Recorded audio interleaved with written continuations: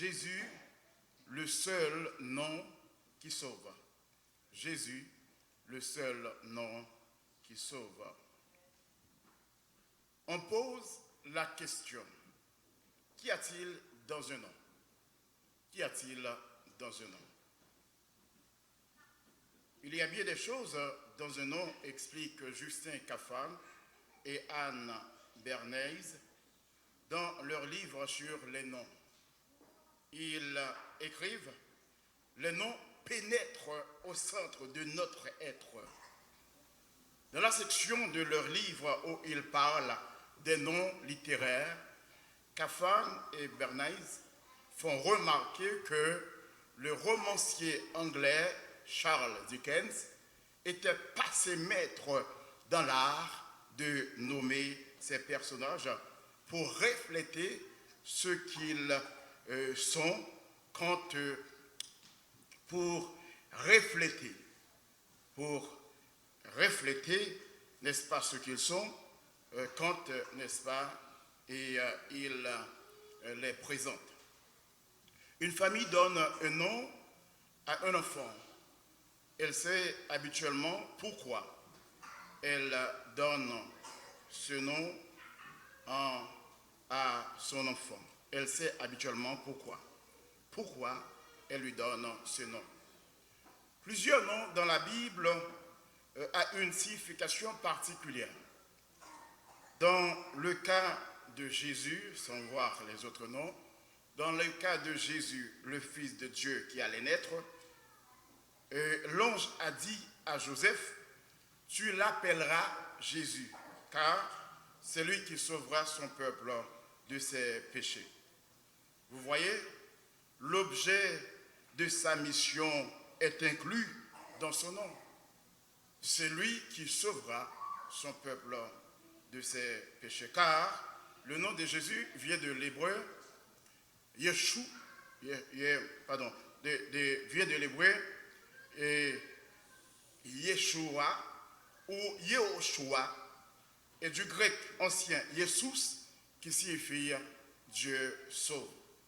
Donc, la mission de Jésus est incluse dans son nom. Chers amis, le nom de Jésus est devenu le nom le plus exalté. Le nom est le nom le plus important qui soit sur la terre et dans le ciel.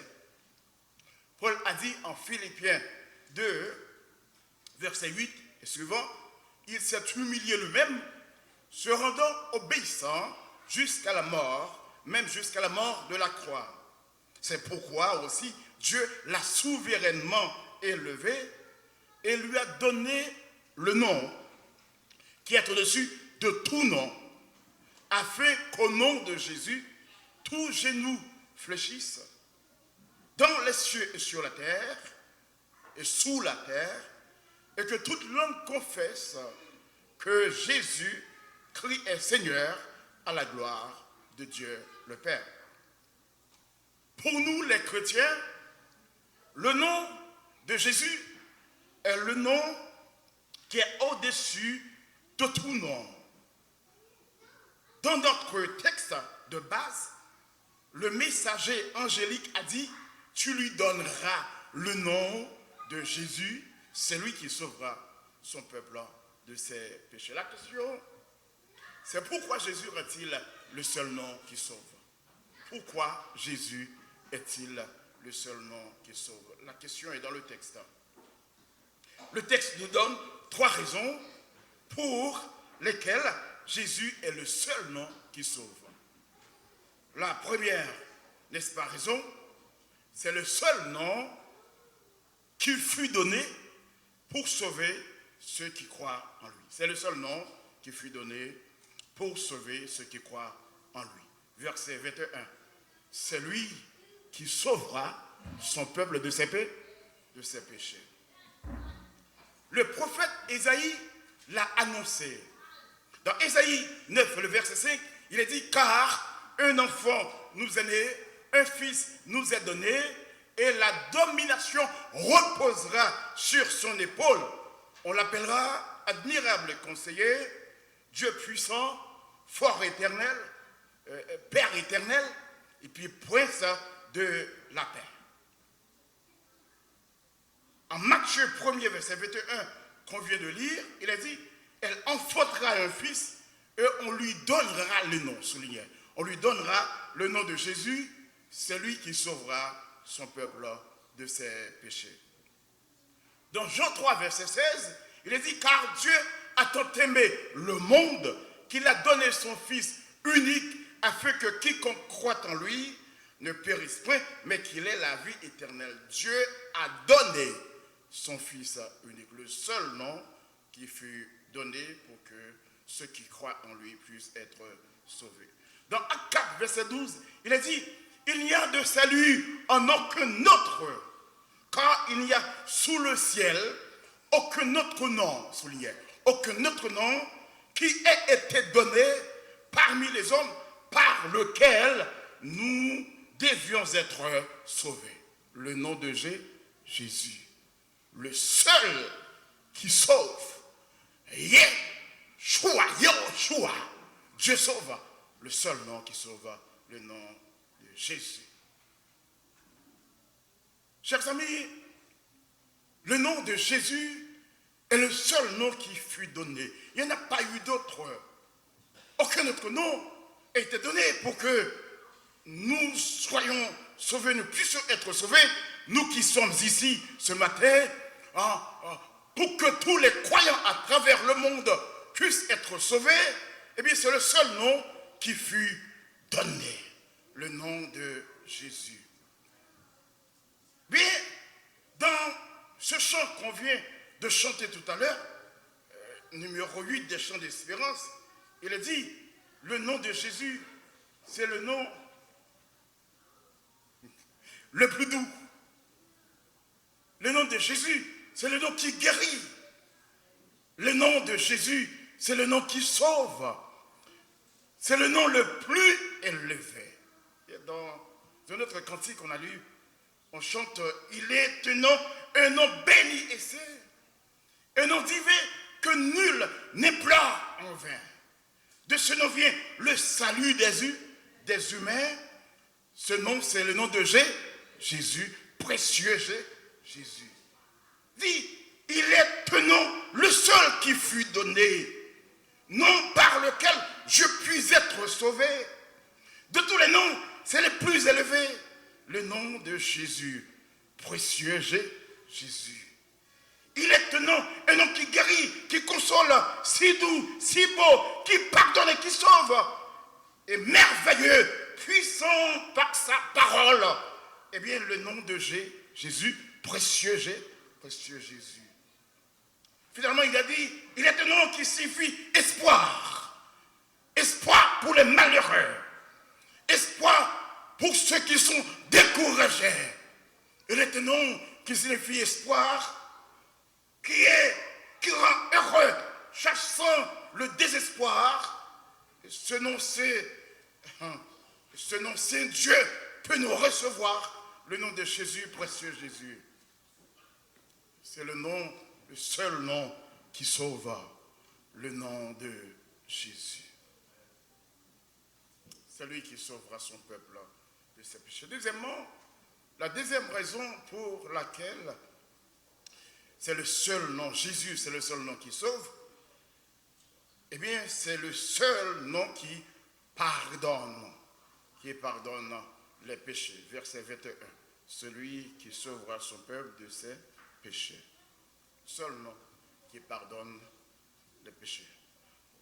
Aucune personne au monde ne peut pardonner les péchés, n'est-ce pas, de quelqu'un d'autre. Aucune personne au monde. Et d'ailleurs, c'est difficile, n'est-ce pas, pour les hommes de pardonner. Parce que quand ils pardonnent, ils n'oublient pas, ils n'effacent pas, n'est-ce pas, les péchés. Mais Dieu, quand il pardonne, il oublie, n'est-ce pas, nos péchés, nos iniquités. Voilà. Alors, donc, il dit même dans l'enfer, Satan braque vos péchés. Même dans l'enfer, n'est-ce pas, Satan, ou même les hommes après le péché. Des fois, on est élevé bien haut, au niveau bien haut. Et puis du fait que quelqu'un qui te connaît, n'est-ce pas, passé, et puis il dit, un tel, va consulter. Parce que les hommes pas jamais oublié, n'est-ce pas, faut tout péché.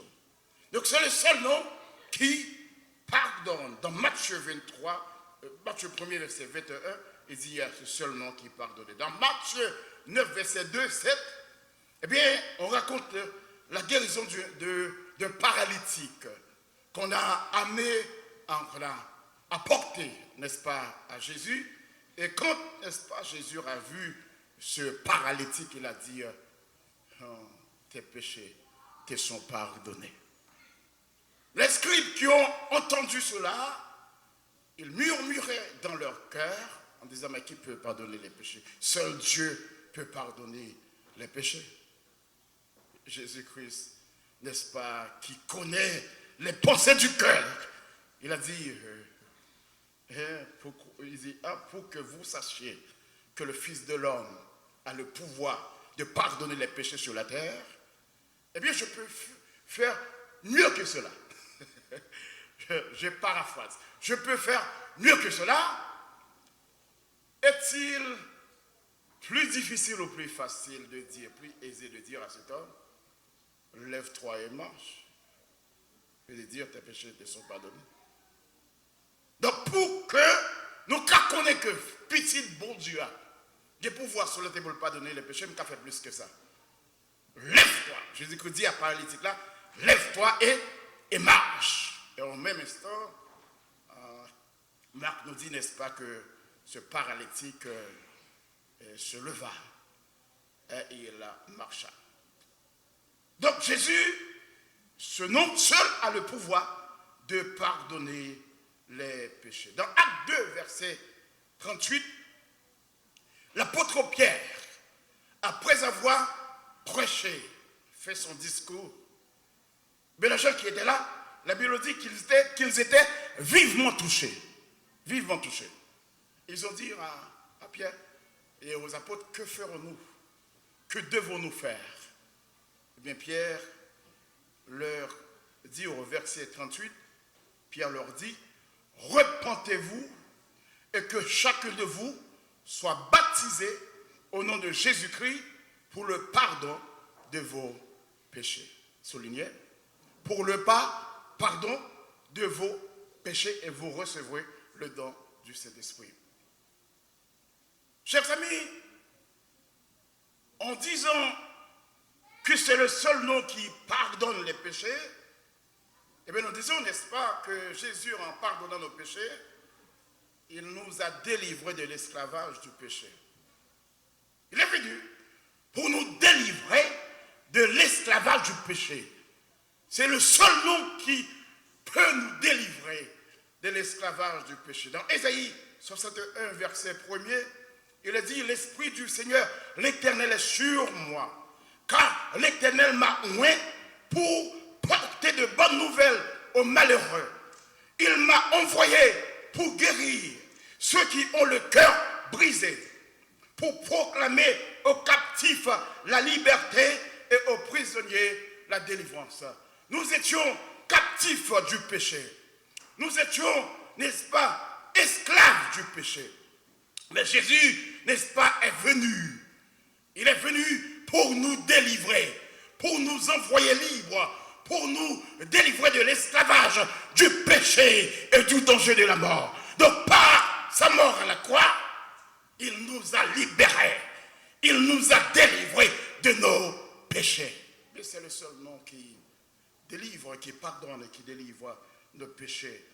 Ça faisait partie de sa mission, n'est-ce pas?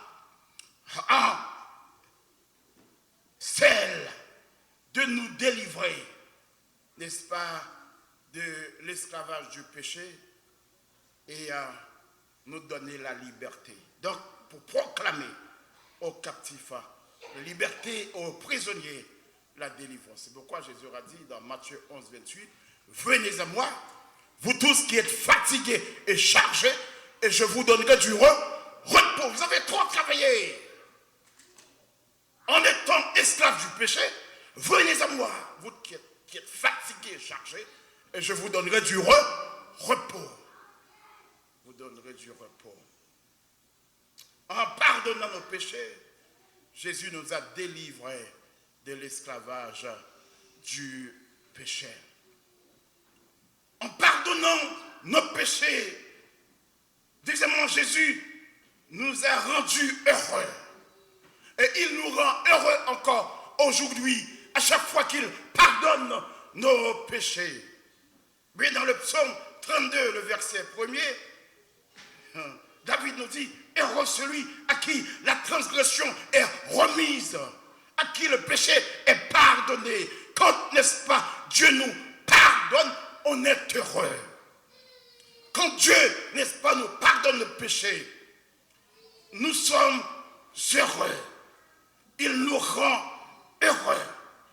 Heureux est celui à qui la transgression est remise, à qui le péché est pardonné. Quand, n'est-ce pas, on est réconcilié avec quelqu'un qui nous pardonne le péché, on se sent bien, on est heureux, on est content, parce que le fardeau est enlevé. On est heureux. Heureux celui à qui les transgressions sont remises, à qui les péchés sont pardonnés. En Romains 8, verset 1er et suivant, il a dit, il n'y a donc maintenant aucune condamnation pour ceux qui sont en Jésus-Christ. En effet, la loi de l'esprit de vie, qui est l'évangile, m'a affranchi de la loi du péché et de la mort. Chose impossible à la loi parce que la chair la rendait sans force. Sans force. Mais Jésus, Dieu a envoyé Jésus dans ce monde pour condamner le péché dans sa chair. Et par sa mort à la croix, nous avons là la vie éternelle. C'est lui qui nous a libérés, ce nom qui nous a libérés de nos péchés, de l'esclavage du péché. Et troisièmement, la troisième raison, c'est que Jésus est le Fils de Dieu qui s'est incarné pour accomplir l'acte du salut. Jésus est le Fils de Dieu qui s'est incarné pour accomplir l'acte du salut. Je ne veux pas savoir quand il est né dans ce monde.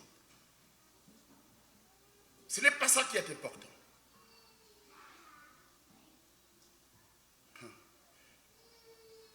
L'important, c'est que Jésus est venu dans ce monde.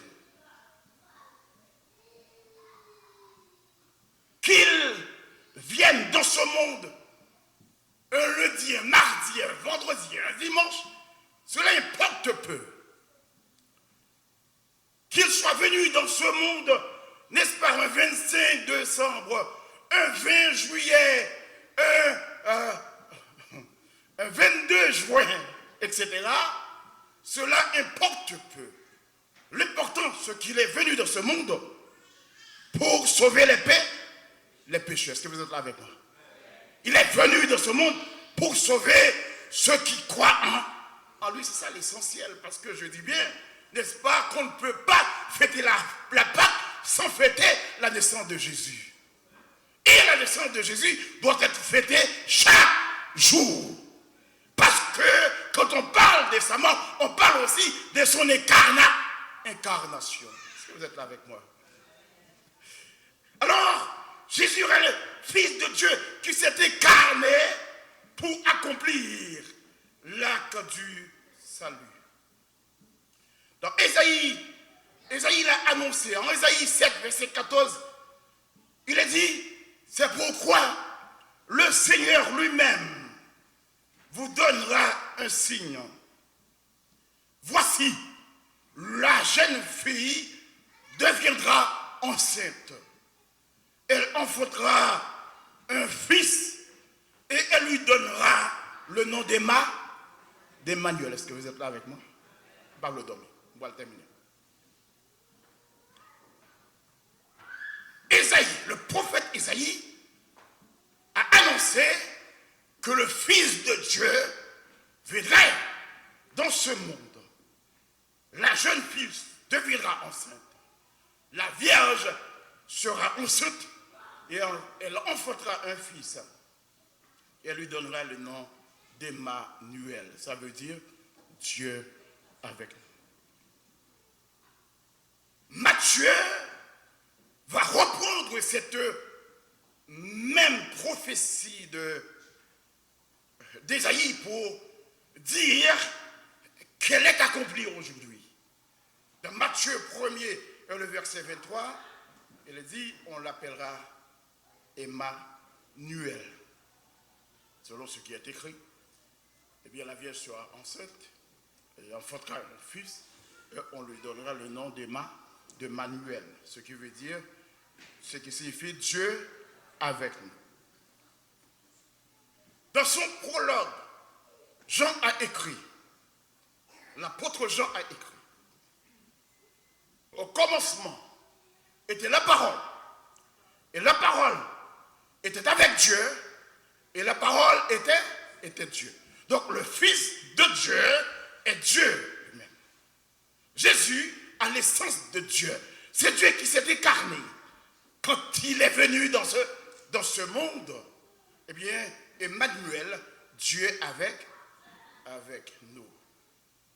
Jésus n'est pas un petit Dieu, comme le disent certaines sectes religieuses. Jésus n'est pas un agent de Dieu, comme le disent les témoins de Jéhovah. Jésus est le Logos de Dieu. Il est le Verbe incarné. Il est la raison même de Dieu. Il est l'essence de Dieu. Il est Dieu incarné parce que Dieu est esprit. Il fallait qu'il prenne la chair humaine pour, n'est-ce pas, accomplir l'acte de la croix. Eh bien, Jean nous dit qu'il était Dieu. C'est par lui que tout a été créé. C'est par lui la parole de Dieu. En hébreu, on dit qu'il a le même rang de Dieu. Eh bien, si nous disons, n'est-ce pas, que Jésus est le Fils de Dieu qui s'est incarné pour accomplir l'acte du salut, en ce nom que Ésaïe a annoncé, Emmanuel, Dieu avec nous, eh bien, Dieu avec nous pour nous comprendre. Dieu est descendu des cieux, il est venu habiter avec nous sur la terre pour nous comprendre, vous et moi. Dieu n'est pas distant de nous, il est avec nous chaque jour. Il marche avec son peuple. Il est descendu jusqu'à la terre, pour nous comprendre, vous et moi. En Hébreux chapitre 4, et le verset 15, il est dit, car nous n'avons pas un souverain sacrificateur qui ne puisse compatir à nos faiblesses. Au contraire, il a été tenté comme nous en toutes choses, sans commettre de péché.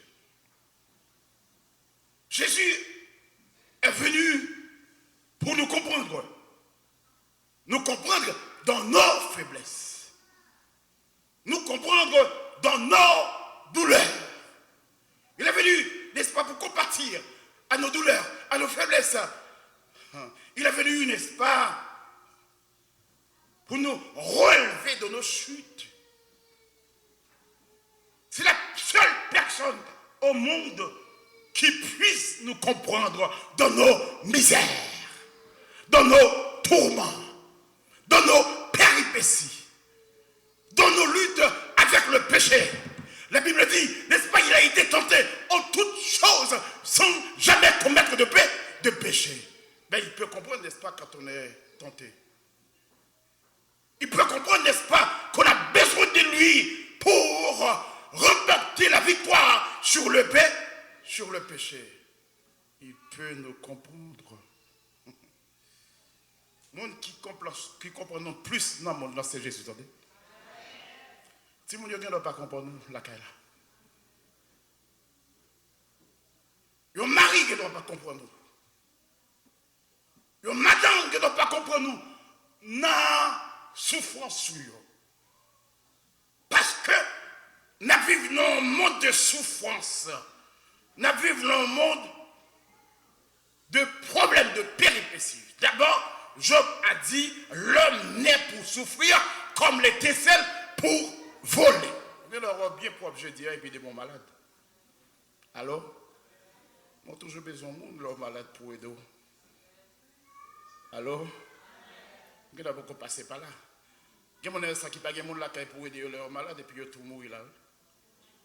Alors, vous avez des gens assez dans la nuit là et puis ils tombent et puis pas de monde là et puis ils tout partir. Ça fait le monde qui habite seul, il faut toujours appeler lui. Il faut qu'on commande lui. Alors, le monde qui plus comprend nous dans le monde là, c'est Jésus. Oui. Parce que là, l'autre mieux pas là pour, il est toujours là pour.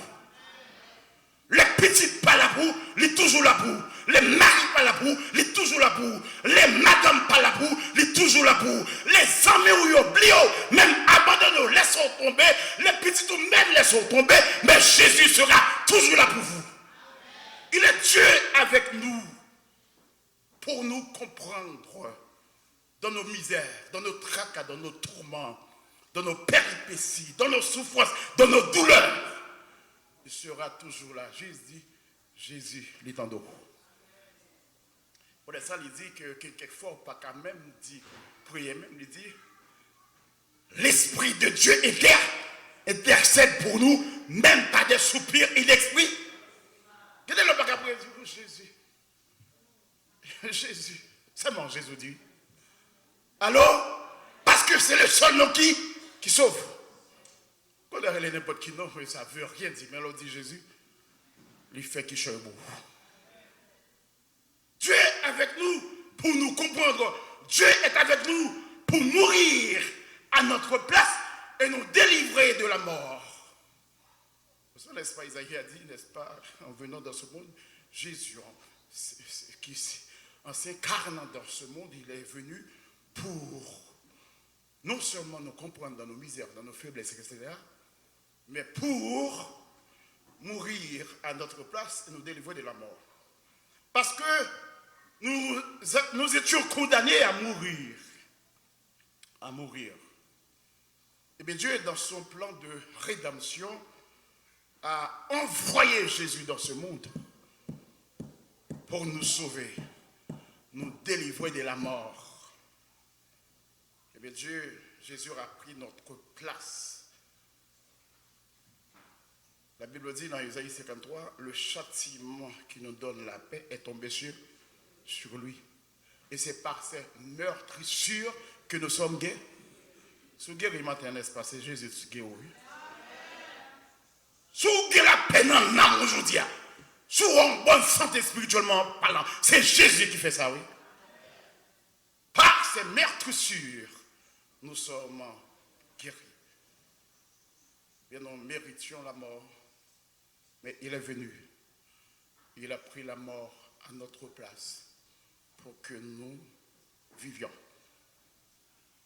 Il a pris nos châtiments et nous donne la vie. Troisièmement, je termine, Dieu avec nous pour nous consoler. Pour nous consoler.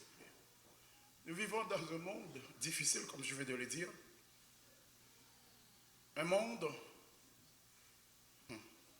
qui gagne un pile méandre, qui est ainsi beaucoup de courbes,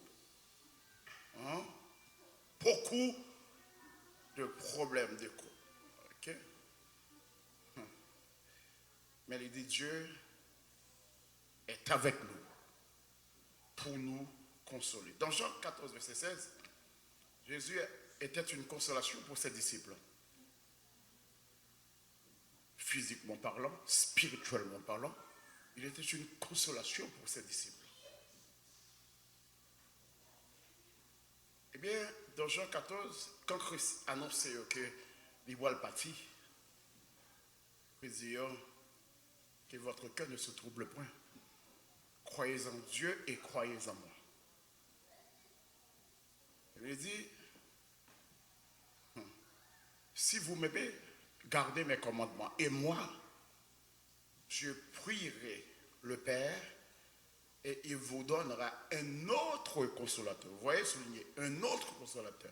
Je vous dis qu'il était un consolateur pour ses disciples. Il vous donnera un autre consolateur afin qu'il demeure éternellement avec vous. Jésus-Christ, physiquement, est parti, est allé au ciel. Et la Bible dit qu'il est assis à la droite de son Père, intercédant pour vous et moi qui croyons en lui. Mais, il est absent physiquement parlant, mais il est présent dans chaque vie. Il est présent dans chaque foyer. Il est présent dans chaque homme, dans chaque femme qui se confie en lui pour son salut. Il est présent, il marche avec nous chaque jour. Il a dit, voici, je suis avec vous dans Matthieu chapitre 28, je suis avec vous tous les jours jusqu'à la fin des temps. Dans la personne du Saint-Esprit, Dieu marche avec nous chaque jour. Le Paraclète, le Saint-Esprit, le Consolateur, marche avec nous chaque jour pour nous consoler. Quand nous sommes en deuil, quand les choses ne vont pas bien dans nos vies, quand les choses ne vont pas bien dans nos maisons, dans nos foyers, quand nous sommes malades, quand tout paraît noir autour de nous, quand tout va mal autour de nous, il est là pour nous consoler. Il est là pour nous reconforter. Et David l'a dit dans le psaume 23. Le psaume 23, il a dit, tu restaures mon âme. C'est l'Éternel qui restaure notre âme. Lorsque nous sommes abasourdis sur le poids des difficultés de la vie. C'est le Saint-Esprit qui nous console, qui nous, n'est-ce pas, vivifie, qui nous, n'est-ce pas, restaure. C'est lui qui nous redonne vie pour pouvoir continuer la marche, pour pouvoir traverser le désert de la vie.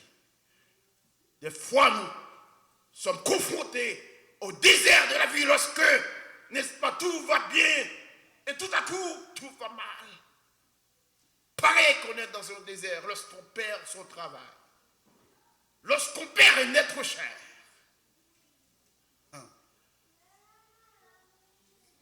Il paraît qu'on est dans le désert. Mais je vous rassure que le Paraclète, le Saint-Esprit sera toujours là pour vous consoler.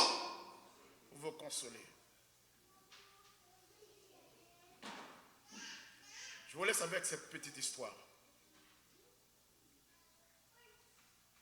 Dans ma bibliothèque, il y a un livre qui décrit un maréchal de l'armée de Napoléon qui était complètement dévoué à l'empereur.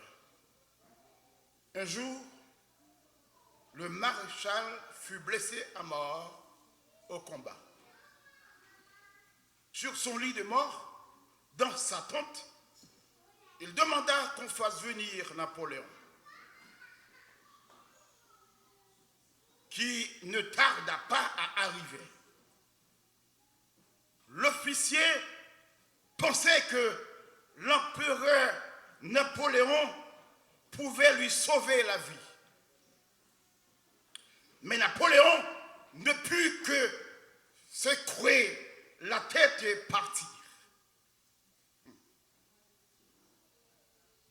Le livre décrit la scène tragique ainsi. Écoutez. Il est dit, tandis que le mourant sentait la main impitoyable et froide de la mort l'attirait irrésistiblement derrière le rideau du monde invisible, eh bien on l'entendit encore hurler: sauve-moi, Napoléon! Sauve-moi, Napoléon! Il est mort. Napoléon n'a pu le sauver parce qu'il était déjà parti.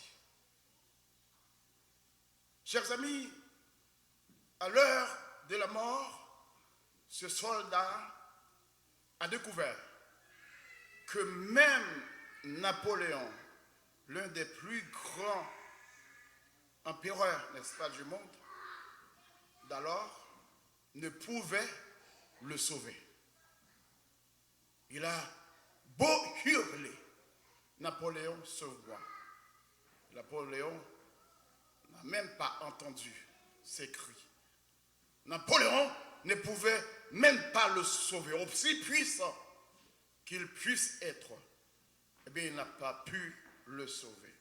Chers amis, de même, lorsqu'une personne cherche à être délivrée de la mort spirituelle, elle découvre qu'aucun être humain sur la terre a la puissance de sauver.